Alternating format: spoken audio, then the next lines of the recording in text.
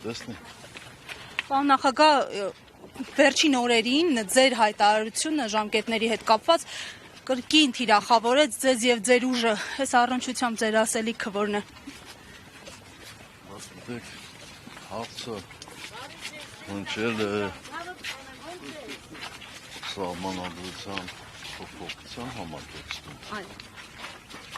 Եվ իմ պատասխանն էլ բխել է հենց այդ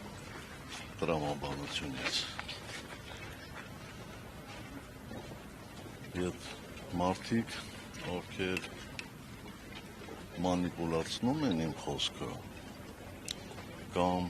չեն ըմբռնել կոնտեքստը, կամ ապուշ են, որովհետև միայն ապուշը կարող է մտածել, թե ես կարող եմ արդարացնել մեկին, ով գիտակցված կապիտուլյացիա է տարել Հայաստանի Հանրապետությունը, ով հանձնել է իմ հայրենիքը, ով հարձակվել է իմ եկեղեցու վրա եւ ով իմ երկրի տարածքները թողել է թշնամու կապիտուլյացիայի տակ։ Եվ ինչ է ստացվում, որ այսքանով հանդերձ նա մեղավոր է երրորդ ժամկետի գնալու համար։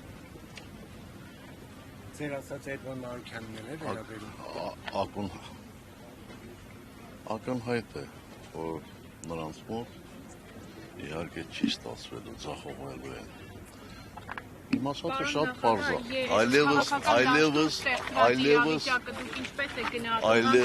այլևս որևէ հարցի չեմ ուզում պատասխանել, որովհետև նույն ձեր հարցին ես պատասխանել եմ 3 չէ առաջին։ Որ զարգացումներ են տեղի ունեցել։